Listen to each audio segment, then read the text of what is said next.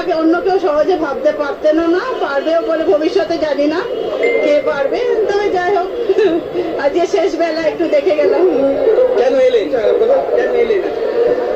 শ্রদ্ধা জ্ঞাপন করতে এসেছি। দেখুন আজকে যে রাজনীতি অবস্থা পশ্চিমবঙ্গের, আজকে 13 বছর আগে ভূতপূর্ব রাজনীতি দেখি, আজকে দেখুন রাজনীতিতে ভালো খারাপ দুটো মিলিয়ে লোক থাকবে, কিন্তু আজকে যখন ইয়ং জেনারেশন ও বাচ্চারা ছাত্র রাজনীতিতে আসবে, তারা একটা আইকন দেখে আসবে, এবং কাকে দেখে রাজনীতিতে আসছি, তো সেই আইকন হলো আমাদের বুদ্ধ বাচ্চাচ্ছে। আরো অনেকেই আছেন, বাট সেই আইকনের মধ্যে একজন আমাদের বুদ্ধ বাচ্চাচ্ছে। প্রশাসনের সর্বোচ্চ শিখরেও থেকে এইরকম একজন জীবনযাপন করা যায়, এটা কি মনে হয় আদর্শ হওয়া উচিত? একদমই আদর্শ হওয়া উচিত, উনি আদর্শ ছিলেন। আর উনি দেখিয়েছেন লোককে কি করে লোভের ওপর জীবন আছে, লোভের উপরে উঠেও রাজনীতি করা যায়, সেটা দেখেছি। আজকে যে রাজনীতি তার সঙ্গে এটার ওয়ান ডিফারেন্স। পশ্চিমবঙ্গের বর্তমান রাজনীতিতে এরকম কোন মানুষ খুঁজে পান?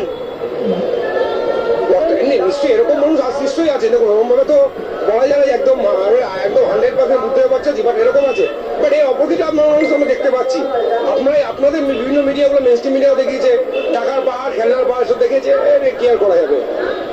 আচ্ছা, এই যে বুদ্ধদেব ভট্টাচার্যের যে শিল্পায়নের পরিকল্পনা ছিল, সেটা সফল হলে আজকে পশ্চিমবঙ্গ কোথায় থাকবে? আজকে আমি জানি না আপনার কোন মিডিয়া, এটা আপনার চ্যানেল যেখানে, বা ধরুন আরো যে মেনস্ট্রিম মিডিয়া তাদের চ্যানেল আছে, তারা কোথায় আছে দেখুন, শিল্পায়ন করে কোথায়, সেখানেই থাকতো।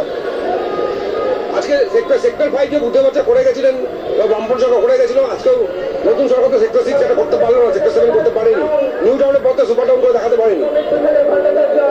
আমরা শিল্পপতি হিসেবে সৌরভ গাঙ্গুলিকে পেয়েছিলাম স্পেনে গিয়ে। সে তো শিল্পপতি হিসেবে পেয়েছিলাম, চামচ চুরি করে এনেছিল, সেটা তো কথা না।